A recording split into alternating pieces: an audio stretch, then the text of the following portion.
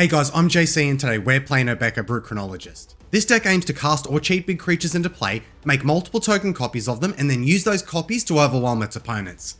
If you want to build this deck yourself, then make sure to stop by the channel where we have a deck tech as well as other gameplay videos showing how the deck was built as well as how it plays out. In addition, we also have a Discord group with the channel dedicated specifically to Obeka, so if you'd like to discuss the deck further, make sure to check out the link in the description below. Let's see what our opponents do when we play with time.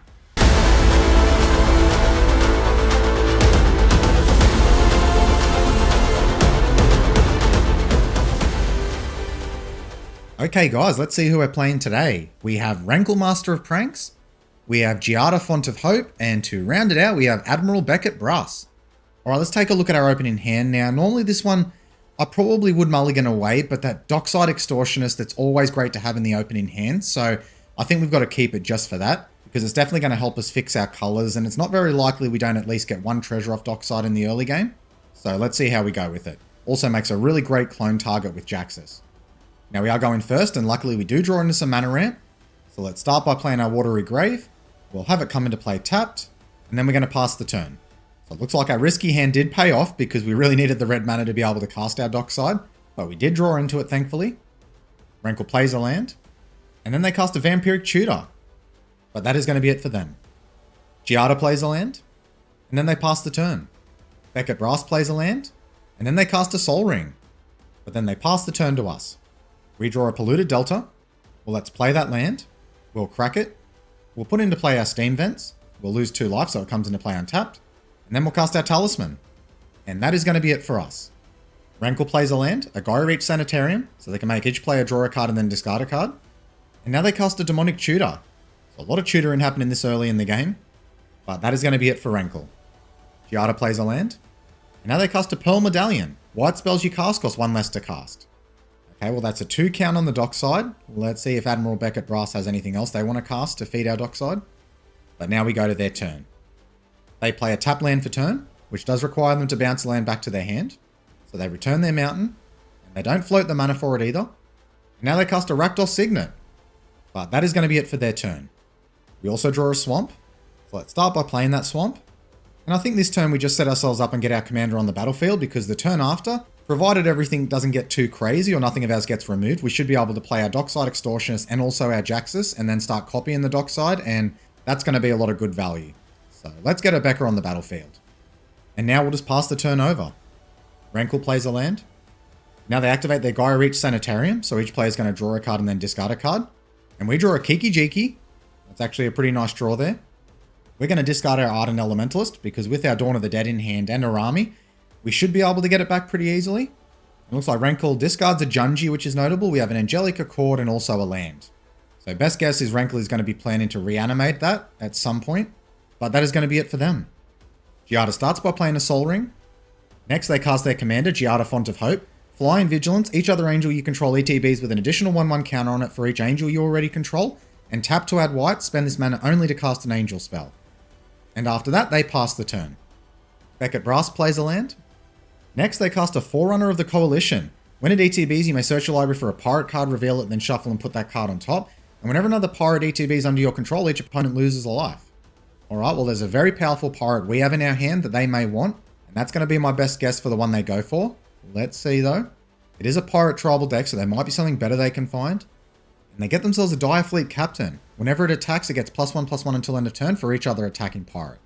Okay, well that's not too bad at all. We can definitely handle that.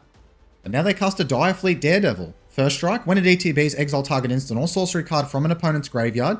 You may cast it this turn and you may spend mana as though it were mana of any type to cast that spell. If that spell will be put into a graveyard this turn, exile it instead. Well, I think I know what they're going for here. That Vampiric Tutor. Now that also does trigger their Forerunner of the Coalition. So each opponent's going to lose a life. But no, instead they actually target the Demonic Tutor. Bit strange they chose that one. They only have 1 mana, so they shouldn't be able to cast it. And now it looks like they only used it to basically exile the Demonic Tutor. I mean, that is good news for us, because if Rankle does reanimate our Ardent Elementalist, they could get it back. But still interesting they didn't choose the Vampiric Tutor. I probably would have there. But either way, that's the end of their turn. We draw a Talisman. Alright, well this should be a good turn for us, so let's start by playing our land. Next we'll play our Dockside Extortionist. So now at ETBs it makes us 4 treasures. Next we're going to blitz in Jaxus. Now we'll activate Jaxus targeting our Dockside. And we'll discard our army. So now the second dockside ETBs and makes us more treasure. Now we're going to cast our Kiki Jiki. Now we're going to activate Kiki Jiki, once again targeting dockside. We'll make yet more treasure. And finally, we'll finish it up by casting our Dawn of the Dead. Now we'll move to our end step. Jaxus and Kiki Jiki will trigger.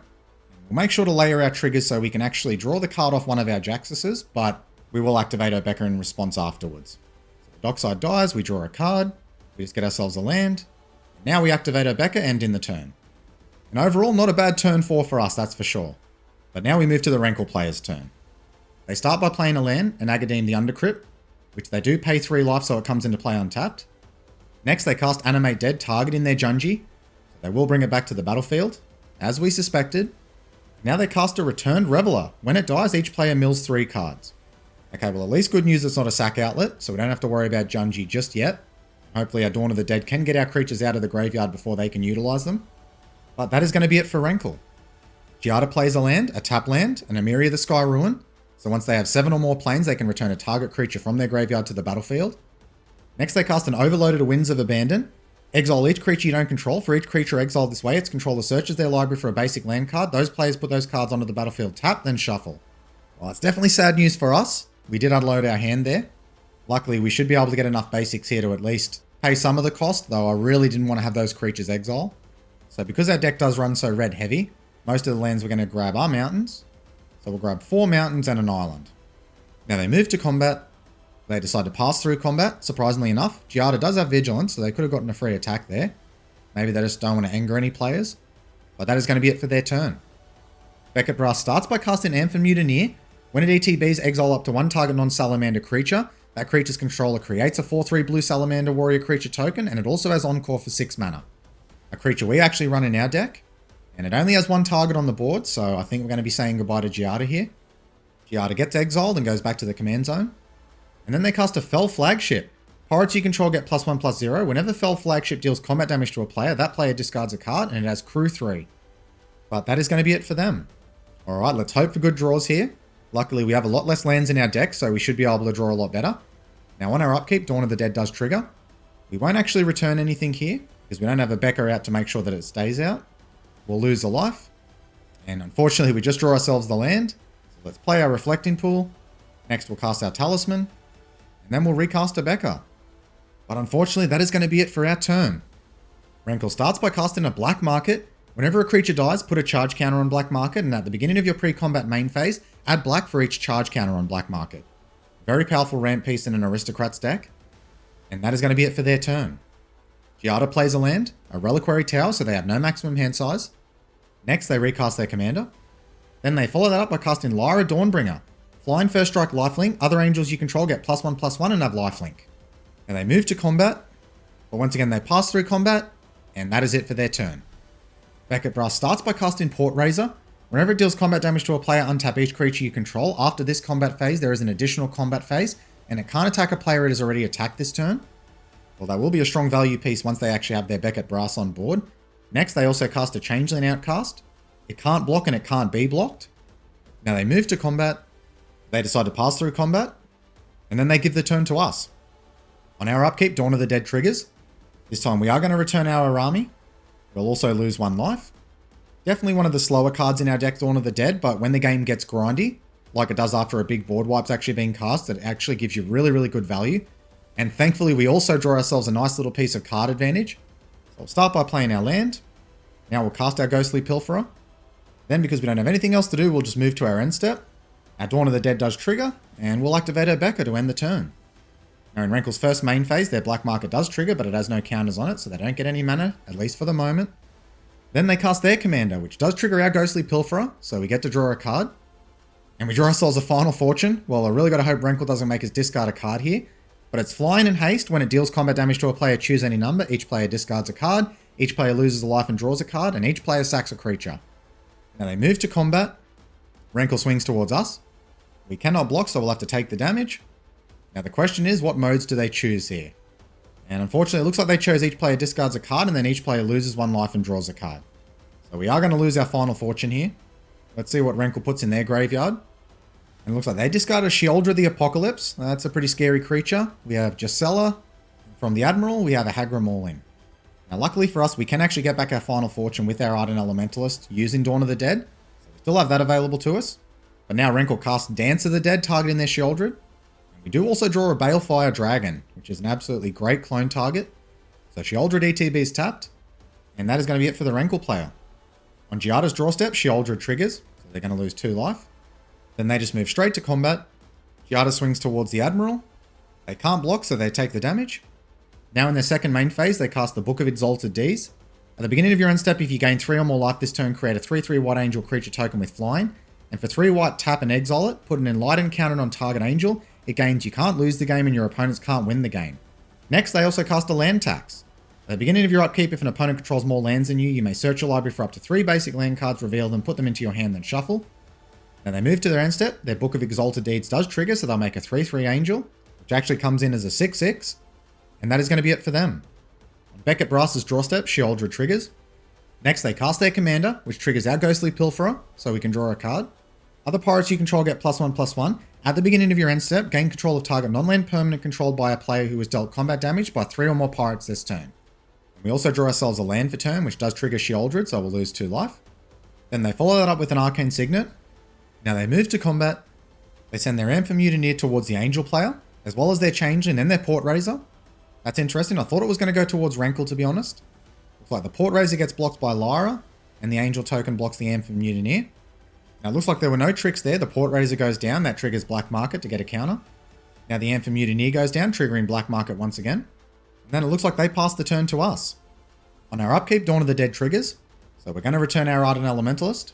And as usual, we'll also lose 1 life. And it looks like the Pirate player actually scoops there. Not too sure why that was the case. Maybe they've seen the line with getting back the extra turn spell.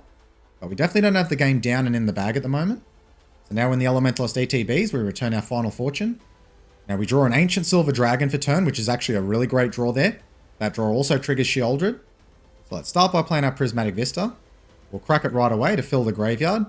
Help get our army online. We'll get ourselves an island. Next we'll cast our Ancient Silver Dragon. Then we'll also cast our Final Fortune. Now we'll move to combat. Send a Rami, Ghostly Pilferer, and our Ardent Elementalist towards the mono black player. Get that life total down. Damage goes through. Now we'll move to our end step. Dawn of the Dead triggers. We'll activate Obeka. And we'll end the turn. Now we go to our extra turn. Dawn of the Dead does trigger as well as Ghostly Pilferer. Unfortunately, I was planning on actually discarding our Balefire Dragon, but I wasn't quick enough there. So we will pay 2 to Ghostly Pilferer's ability to draw a card. We get ourselves a Cursed Mirror. That also triggers Sheoldred the Apocalypse. So we'll lose 2 life. Then we'll lose 1 life thanks to Dawn of the Dead. For turn, we also draw Frantic Search. So now we'll move to combat. We'll swing in with our Pilferer and our Elementalist towards the black player. Now we'll use the Pilferer, we're going to discard Balefire Dragon. Next we'll cast Frantic Search. We just get 2 lands there. So we'll discard those 2 lands. That also triggers Sheoldred. Now we'll cast our Cursed Mirror. We'll have it come in as a copy of our Ardent Elementalist. We'll return our Final Fortune to our hand. Now we'll cast our Final Fortune. And it looks like that causes the Angel player to scoop it up. Now we move to our end step, Final Fortune triggers. We'll activate Obeka to end the turn. Now we'll move to our extra turn. But it looks like even the Rankle player's seen enough, and they concede the game. Alright guys, that is the game done. Let's go to the review and discuss what happened. So there isn't a whole lot to say about today's game. We certainly had a strong turn when we cast and copied that Dockside Extortionist, but even after the board wipe, we still managed to rebuild pretty well, and once we got into that extra turn spell, well, that certainly seemed to be enough for our opponents to concede the game. Well, that's it from me today. This week is the week that the new Lord of the Rings set gets spoiled, and I can't tell you guys how excited I am for this set to drop. Hopefully we all get some great new cards in the 99, as well as potentially new commanders to build.